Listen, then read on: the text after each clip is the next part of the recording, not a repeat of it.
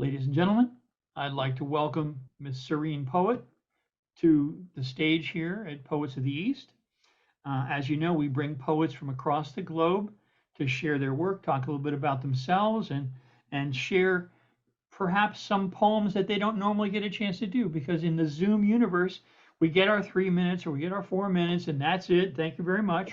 But here we want to encourage our poets to speak out, to share those longer ones that they might not otherwise get a chance to do. I can't tell you how pleased I am to have this lovely young woman here. I've heard her many times do just the most touching pieces. And I know as a sensitive poet, she is without peer. So, ladies and gentlemen, Serene Poet. Um, Serene, welcome, welcome, welcome to Poets of the Hi. East. Thanks for Um, having me. I always like to ask my poets, um, art, poetry comes to us all in different times, different frames, different spaces. Mhm. Were you enamored of the arts of poetry when you were young? Yes. Yes, I was. Actually, I I was writing since I don't know, probably when I was able to write. Wonderful. Um, yeah, I wrote poetry through probably eighth grade. And then when I went into high school, I just stopped. I had some really hard things in my life happen and I stopped writing. So, but I was also into art. I loved drawing. I loved um, just I love art. I've always loved art. So Let me yes, ask you, when you say drawing and art, obviously art is such a big arena. Were you painting? Were you drawing? Were you doing ink? Were you doing pottery? What kind of arts really caught you? I did a little pottery. That was fun, but I was mostly drawing, just pencil. And in fact, so I stopped for many years. I picked up a pencil probably 4 years ago now, and I started drawing again, and I did a few pieces. I think I did maybe five, and I put them on my Instagram account. But that's literally all I've done. So, Now, and do I you just like started writing. portraiture or still lifes or creative, inventive, abstract? What's your pleasure? Ooh, I like abstract a lot. But I didn't do any abstract as an adult. So I would like to get into that, and I would like to try my hand at painting. My grandmother and her sister were phenomenal painters. I have some of their work, and I've never picked up a paintbrush to see if I even have the talent that they had. So I need to do that.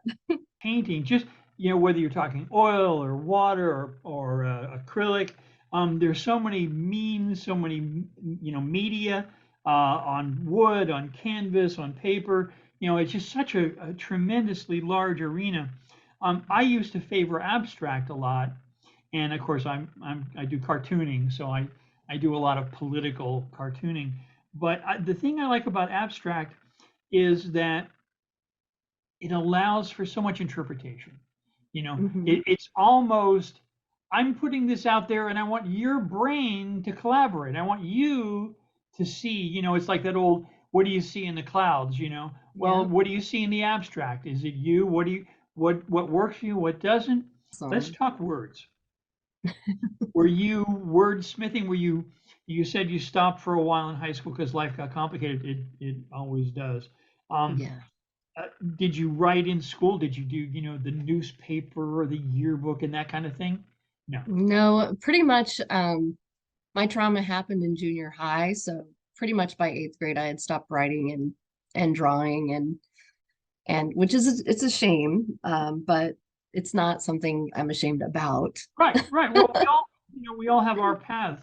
So you've begun writing again, Yeah. and you're enjoying it. Your Mhm. performance art is just lovely. Oh, Um, thank it's evolved, trust me. It was I'm sure. atrocious. I'm It sure. was atrocious a year or two ago. Well, we all, some people, and I'm as much part of that. Some of us write to purge ourselves, to get it off our chest. Yeah. to write out that thing. I know there are things that have happened to me that until I wrote about it or until I drew a picture of it, I couldn't, it was just in my head, you know. Yeah. My father took his own life, and Oh, I'm I, sorry.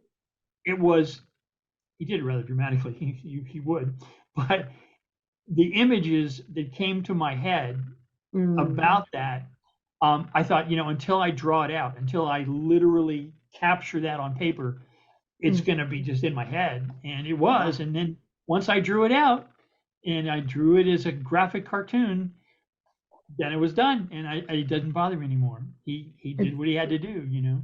And it's often a release, yeah. yeah, yeah, But it can also catharsis. turn into a crutch if you're not careful. So you have to, there's a Well, balance. if you dwell in it, yeah, you're absolutely right. And you know, I'm of that school that says things happen to us so that we can learn from them and process them and get over it and be, you know, be the strong creatures. I mean, when you think about all the evolution that humans have gone through to get to here, wow, Yeah. we've gone through a lot. And Yeah. I have nothing but respect for people who've come through difficult times because that's one thing Nietzsche got right. It does make you stronger, you know. That's for sure. Okay, so now you're participating in these Zoom things.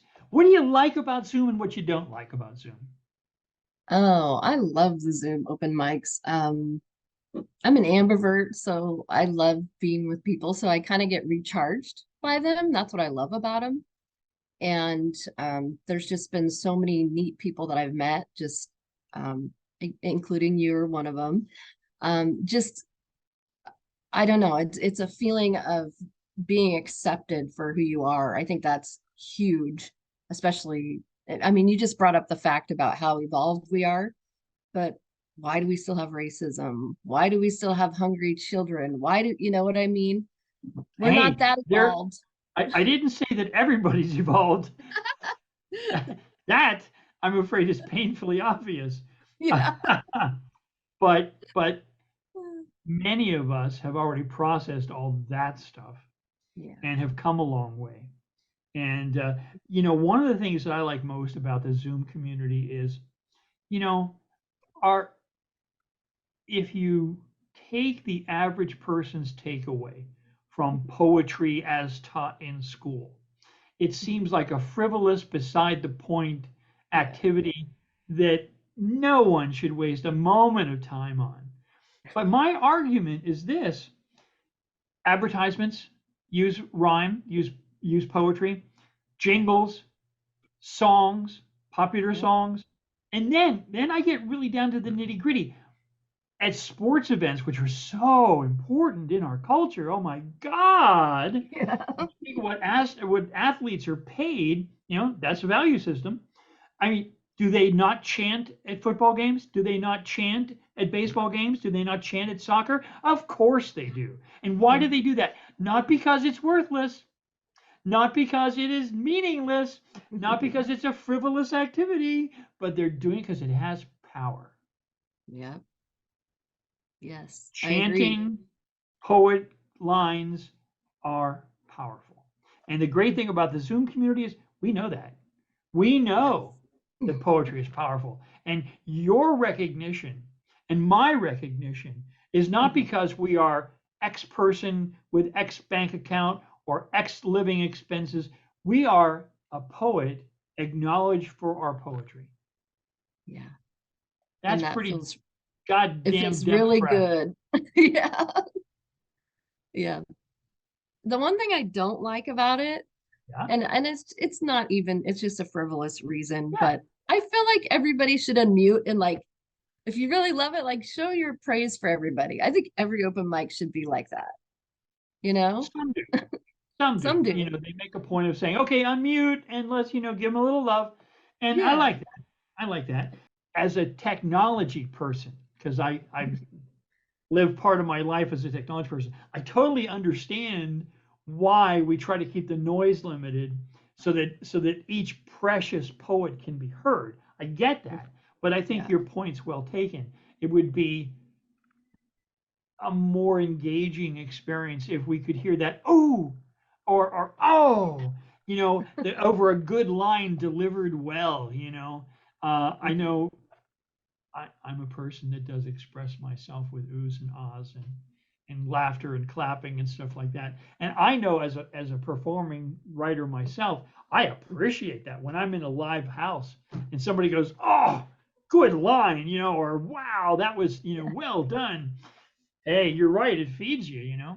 Yep. But instead we're going Snap, snap. because we can't unmute. Uh, So, um, Zoom poetry has evolved over the last couple of years. yeah. We go to more and more events that have 20, 30, 40 people in there. And, Yeah. we limit it to 3 or 4 or 5 minutes at some of these. And Yeah. it's nice. You get a taste, you get a taste of something from here and something from there and this person and that person. And it's wonderful. It's amazing. But as a performing poet myself, you know, I like the 7 minute and 10 minute things and 15 minutes, and of course, you can't do that in a big house. No one's going to Yeah. sit there for 5 hours. Yeah. And, now, I will say, people sit in front of a TV for 5 hours. True. Okay, but I that's why with Poets of the East, I go, hey, 10 minutes, 15 minutes, half an Nice. hour, 45. You do what you want to do. So, Serene Poet, how about sharing some of your work? I would love to. And I have to say, I'm not one to, I guess I'm just not comfortable yet, like sharing a lot of poetry. Like I'm good with, like we have a feature tomorrow. We're promoting the PG anthology, and they're like, you can have 3 to 5 minutes, and I'm like, well, I just have four short poems and probably only take 2 minutes. I'm not, I still get very, in a live open mic, I still get very nervous, and it's, so I do like this setting, like you and I feel very comfortable. Good, good. Yeah. I Um, will say just briefly that you will never find a warmer house than these yeah, poetry Zooms. I know, There's not right? anybody. Well, okay, there's probably a couple people that aren't pulling for everyone, but I think the majority of people are so supportive. And well, when you're an eloquent writer like you are, I don't think you ever need to worry. Oh, thank you. Well, I will start by reading out of our Kaleidoscope poetry. It just came out a month ago. It's on Amazon if you want to go buy it. And Um, who's the publisher of this wonderful book? so Martin Gray is, and I don't, have you met Martin Gray?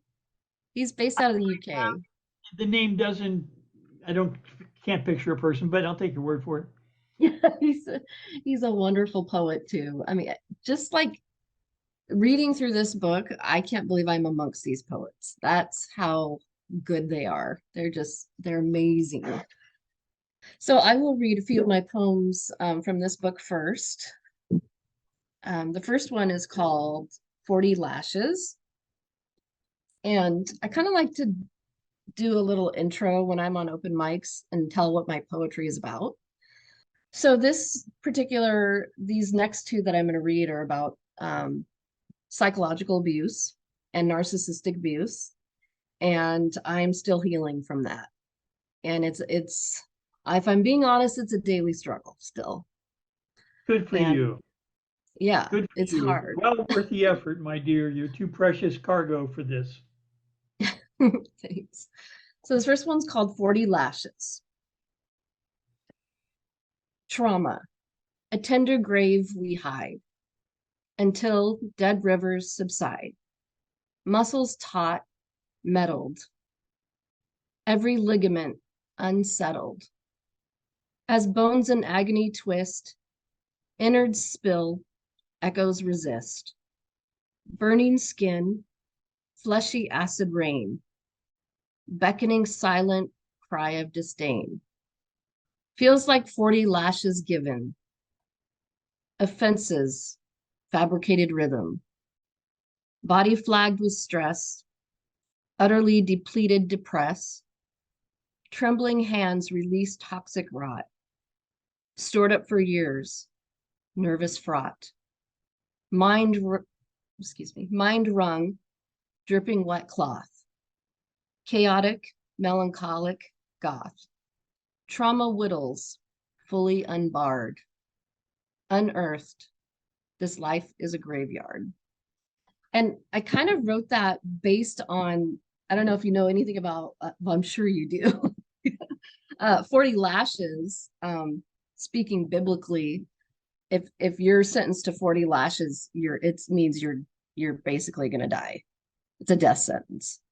So, I mean, sometimes that's what my pain feels like, a death sentence. Yeah, Yet if I here didn't, you are, alive, beautiful, smiling. You're a yep, I'm strong still woman. smiling. I'm getting there. So the next one is called The End of the Crawl. Chest aching, stress pressing down like a ton of bricks. Tears threaten to spill, yet they are held back by floodgates. Burial inside the heart is underway, paralyzed. Burdens carried far too long, now beckon release. Look over the precipice, then free fall, down, down, down. Feet never touch the ground, as spirit bursts in two. A black night of demons flies out one side into the sea. A white dove like angels flies out the other side into the expanse. Flesh is no more, soul now whole. The end of the crawl, back to abuse. I really like that one. But I never know if anyone's gonna like what I write, you know? So It's eloquent. Worry a little when we all write dark verse, and I have written dark, torn up verse. yeah. I find that when I spend intellectual time in that arena, Mhm. doesn't lift my spirits any. That's right. It doesn't. That's why if you linger in it too long, it's not good for you. You have to write it and then let it go. I've had a very sheltered for 25 years. I was very sheltered, yes. And so yes, I'm not very well read. And I go to thrift stores all the time and looked for used books, and I got the best like load last weekend at a thrift store in Hood River. Oh my goodness. I found Khalil Gibran. I'm just like Lord Byron, just Wonderful, oh, wonderful. all these great poets, and they're so inspiring. And When I was a teenager, I used to write. I would go into a closet, close it, except just a crack, enough so I could write there in the dark. And hmm, I really? came to me at one point. I said, that glass half empty, glass half full thing that I Hmm. had been playing from the glass half empty arena side, and I would say to myself, well, this way, if I anticipate the worst, it's not going to surprise me. I can take it. And then it dawned on me at one point that, okay, look, focusing only on the dark part of it, probably all you're going to see. It's a lot harder to focus on the positive. We're Absolutely. wired that way. We're wired Right. to focus on negative. If you give a Oh, thousand compliments to me and one negative, which one do you think I'm going to focus on? The well, negative. I would urge you to program yourself differently than that. I am. I'm working on it. Work in progress right here. So let's have another, my dear. Yes, I want to read to you. These are in my hope inspiration closet. Cool. Um, I know I do write lighter stuff, and I really like a lot of my lighter stuff too. Um, Good. I I have so much. I write a lot. Good. Um, Good. So really like this one. I write what I feel, but then I also like to paint a picture for my readers. And you asked about words earlier. I have always loved words since I was a kid. And I got to tell you this. I'm not the best speller. My brother got that. He was in the spelling bee, won all these things, and I was not. But I can remember words that I learned back from junior high. And sometimes I have to go and look it up and make sure that I'm right, but I'm always right. So, anyways, I love words. I used to read dictionaries. I think I told you that, and thesauruses and Oh yeah, me too. Me too. yeah, you told. So this one is called Divine Grace. So here we go. The grandest of deities all stand in place, silhouetted golden ribbons of divine grace. Majestic purple linens flow as a satin stream, celestial courts brandished of highest esteem. Both beauty and boundless love danced in one breath, shine forth the heavenly separation of death. Soft breeze full of red roses wafts through the air, a gentle reminder, our disgraces they shall bear. Very nice. I like that one. Here's another good one.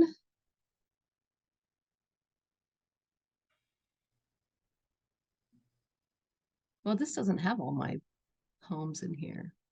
Okay, I'm going to read The Goddess in Me. This is a newer one that I wrote in December. Good, good. It's a short one. I have a lot of shorter poems. I don't know if that makes That's me a okay. micro poet, um, but this is Goddess in Me. Wings of an angel eclipse dark moons, floating in my mind, stealing serenity. Skin is gleaming, hair falls in strands of strawberry blonde shimmers, brightly shining so the clouds grumble. They tore me down into nothing. I could barely stand. Yet her luminous aura kept pulsing. Her hand slipped into my chest, tugged out the rest of me, the best of me, the goddess in me. I Very love nice. that. Very See, nice. I do love the uplifting ones, and I agree with you. We do not have enough of them. Yeah, I am by nature a melancholy. I can tell you 50 reasons why something could go wrong, but I actively work to stay positive. Um, Mhm. and I do that with all the media that I consume as well. I Yeah, will watch a comedy as opposed to, a murder story or a, doctor's story and all that stuff because it helps me stay positive. And yeah. that's why I try to write, even when I write about a serious topic, I put some humor in it because I think that makes it a little more digestible. I think you're right. And I love that about your poetry. Thank you. Because because when you do that, you bring in a whole nother audience, you know? I think that's a gift. Thank Because you're telling it like it is, which people don't like to hear, you. but you're also making it funny and relatable. And so yeah, I think that's really a gift. And I'm Thank you. happy to have met you, and your poetry is amazing. How about another? Okay, I have I have some Listen, really when long you want to ones. turn into a pumpkin, it's cool. Let me know. You mean take a second so I can find one? This one is not very uplifting, but I think that it needs to be heard. Okay. This one is called Monsters Dressed as Humans. And this is about things that are swept under the rug that should not be swept under the rug. So I feel you in my mouth, liquid bullets, fingers crawling up my ragged throat, erupting vomit, foul smelling, vile rot, disgust pouring out, betrayal churning, ripping at my soft flesh, exposing this element of evil. I died the night I left, weak and dismayed, moved forward to save myself before I could save you. My stomach curls, your hate seed cultivating, alienating loves as if you are God, waving your white flag of innocence, fake masks to hide devouring souls. The cloak is unveiled. Everyone sees who you are. Vomit, bile staunched monsters dressed as humans. Yeah. Wow. You know, your voice is so eloquent and you capture with language so powerfully these feelings, these truths. And it's breathtaking to hear that. And I wish you, my dear friend, healing from that time and those experiences. Thank you. I do have another one that I really want to. It's called All the Angels Sang a Song. And I just want to put out there too that um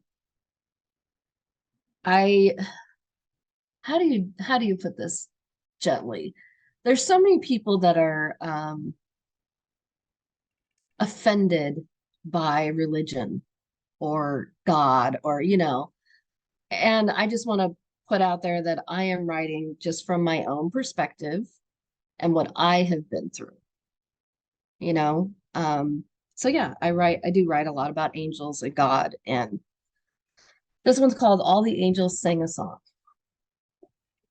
An angel visited in a dream, gently glided to a golden stream, wafting along, shiny keys playing hymns, a grand piano equipped to wash sins. Glowing bright like a nova in its height, enter in and view the heavenly sight. No words to express what eyes behold. Upon the head placed a crown of gold. Happy tears unbound gently fall. Healing balm sinks to hearts in thrall. All the angels, I'm sorry, all the angels together sang a song. Wings then appeared and the pain was gone. Lovely.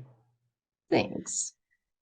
You know, I spent probably 15 years doing comparative religious study, and I read all the holy books I could get my hands on, the Quran, the Talmud, the Upanishads. And once you read widely, once you get a sense that what you would find in the Quran is really so little different than what you'd find in the Bible, you have both a respect for all these different beliefs, but you also know that these are promulgated, these are lived in by real human beings who have all the grace and all the pain and all the wisdom and all the stupidity that humans have. They Yep. do all of it. They do the whole gamut. Everyone, every religion has that. And once you realize that, you go, you know what? If somebody has a problem with me saluting, this statue or that concept of God, not my problem, their problem. So I just got a couple poems published in a journal, an online journal, my first submittable, and I will read one of those to you. And oh, I wanted to read. So I was also published in another book, and it's another anthology before this PGN one, and it's by Marissa Prada. Yes, and it's called Touching Tongues, and it's for 18 plus, and it has erotic poetry in it. So I'm going to read you two of those. Oh, how lovely. So the first one is called Rose Hips of Red Wine. And it is in the form of a sonnet, and it's really only the second sonnet I've ever written. So I'm a newbie. Rose Hips of Red Wine. My delicate rose, crimson with wild want. I, parched of passion and fervent prayer. Your silky smooth velvet adorned lines taunt, each graceful indulgence sparking hot flare. Kiss lustful leaflets, inflame shivered blush, press prickly thorns to increase painful pleasure. Slide eager hands up stem, worshiping rush. Our enraptured hearts beat beyond measure. Thighs unfolding petals gently to please, singing hymns to the wind, a scented cry. A tantalizing fragrance, entranced breeze. Taste the floral cup, sip nectar and fly. Rose hips of red wine, softly devouring. La petite mort, our desires flowering. Lovely. I Lovely. love sonnets. I'm just still learning, but I really love Shakespearean sonnets. Absolutely. Absolutely. And do you want to hear another one? I wrote Oh, another one. absolutely. This is also in Absolutely. Marissa Prada's book, and Marissa Prada is a wonderful, wonderful human being. Like me, she's been through a lot, but she is a very strong woman, and I don't doubt that she will make it far in life. And I wish her the best. Oh, she's tremendous. I really find her, not only is her work wonderful, her poetry wonderful, but as a Yeah. publisher and promoter, she Yes. does the work of 10. An Yeah. amazing, amazing woman. I don't know how she does it either. I do. I don't. So this one in her book is called Canvas of Fire, and I'm really proud of this one. This is one of my favorites. Mountain peaks twist and valleys dip low. Following the roadmap of my curves, I bestow. Let your fingers trace my curves in depth, hips winding towards your heavenly breath. Feel my heart beat wildly beneath breasts. Your lips start a journey over the high cliffs. Travel through my waist of silk, satin, and shivers. Dive into serene and sweetly pilfered rivers. Softly endure your skilled hands that roam. Delicate maneuvers melt me into a moan. Deep inside, I am breathless with desire. Your lips, my muse, for this canvas of fire. Ignite me. Lovely. Thank Lovely. you. I get all embarrassed when I read my erotic. I feel like a child. Like, Well, don't if judge you'd like, me. I'll read an erotic one for you. Yes, please. And this is drawn from real life. It's called Two Nice. Black Snakes. Ooh, I like the title. Like two black snakes, writhing, striving in a sunny garden glare, bearing, daring, we shed our clumsy skin, embracing, clinging together, dangling in a moment over life's edge, grappling, deep in love's sweet frenzy, clinging, breaking, rejoining, collapsing, as ardent bees furious at their flower, the shining sun above granting its hot blessing, warming to fires these furious enthusiasms, coils abounding, legs, arms grappling, striving for each new fresh unity, and the terrible, marvelous tastings, the flicking, darting tongue trace in drunken, ecstatic dance, entranced and oblivious in its fevered favor won. The whole world caught in a moment's rushing time, crushed in our coiled embracings. The taste, no finer wine dine, on our garden's grassy mat, the flying carpet cast, soaring and diving below, above our dancing grassy forest, deep we in the bosom of the earth, our thirst unquenched, we reaching, wrench each coiling, complete in its breathless dance, entranced, our grassy forest without and deep, deep, the ancient ruddy poundings burst in gales of silent laughter, each breaking wave deep, complete in that sunny garden day, the play. Wow, I love that. I love it. Oh, you're so good. I love the image of the snakes. because that is how it should be. Like you should be so enmeshed that you're just coiled around each other. It's just, oh, yeah, that was so good. I've heard a couple of yours, and your imagery is just out of this world. Thank you. Thank you. Thank you for sharing that. My pleasure. Would you like to share anything else with us? I do have, I'm going to read one more very personal um, poem about my children, who I love dearly. So this is a dream that I had. So I have very vivid dreams, and I remember like a lot of details. And this one's called Shipwrecked. We are on a mighty ship at sea. The waves are whipping violently. People are talking, meandering, oblivious of the high seas raging. The skies darken black as night. The ship starts tilting, not upright. We grab our bearings, waiting, a correction in voyage emanating. I hold my breath as it keeps tilting. Where are my kids? Panic now melting, now doing somersaults in the air.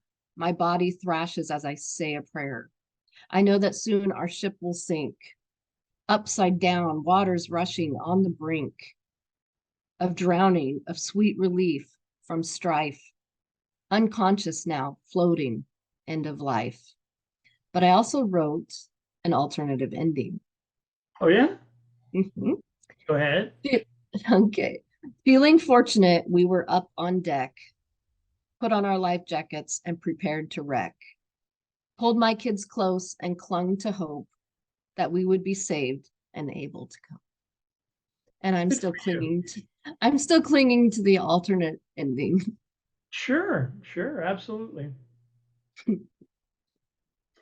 Um, would you like me to read one about my kids? Yes, I would love to. How many kids do you have, Rick? I have three. You have three. That's right. Okay. Yep. Here we go. This is called Each Morning's Cup. Oh. Each morning's cup. After I'm granted a return today, I pour water from the sacred stream into a pot where coffee's brewed. I take the brown bean, the sweet, the bitter, the spicy, so like the moments of life, precious, darkly rich with flavor, brewing them with the heat of life. And each day, one by one, I drink one day from my Holyoke cup and think of my darling summer, the next morning from my Jan Hus cup and think of my darling meadow. Each wonderful gifting cup of life and love, small containers of the incredible rich brew of life's bracing flavors. Each morning my ritual brings me just a kiss away from these lovely girls. I've had a small part in bringing to the flavors of this richly brewed life. And cycling from one cup one morning, the next cup the next, I drink from love and love. My morning kiss, my morning coffee, another small kiss from the rich brewed life to these small gifting cups, my darling daughters. And each morning, as my lips kiss these cups, drinking the rich, deep flavors, I bless these girls, these women who brought such rich flavors to my little life. I love you both. I thank you both. And with each morning's coffee cup, I kiss your rich life, thanking the Oh. sea, the sky, the river of life for allowing me to love you and share these small draughts of the flavors of love and life. I love my daughters and drink life's rich brew to them each morning, to you and you. And whether near or seeming far, just a draught and a lips kiss away with love, your honored father. Oh. I love that. And it's when we write about our children, they're like our extended heartbeats, are they not? I mean, we feel them, we feel what they're going through, happy or sad. It's like we have a lifeline always to them, even if we're not with them. So your cup of coffee every morning is you're giving your daughters a kiss. I love that. I love that. It's Thanks. brilliant. I bet they loved it too. They do. They think I'm a quaint artist type. They're both very serious young women, uh, and they've both made a career in the sciences. God bless them. And Oh, gee, I it's wonder where they got that mind from. I can't Right? imagine. That's great, though. Statement. Do you have another piece for us, my dear? Yes. Yes, I do. And that's a better question. You like that? I'm going to read out of Kaleidoscope Poetry, and this one is called Naked. And this is about being naked, not in the sense of being naked, but being vulnerable with someone, being totally transparent with who you are and being accepted. Vulnerable, I stand, unclothed, at your indelible spirit, surrendered, writing verses upon me that cannot be easily removed. I relinquish my all, my everything, expressing through visual paintings, each brushstroke an evolution inside. Heart is brandished fearfully, afraid of not being fully accepted as I am. Emotions erupt like lava, molten fresh and burning with desires. Your technique is gentle. Carefully, unskillfully, you paint my silhouette, creating a new masterpiece, weaving pieces of your brokenness and mine into new brilliant scenes, emanating new emotions as vivid dreams.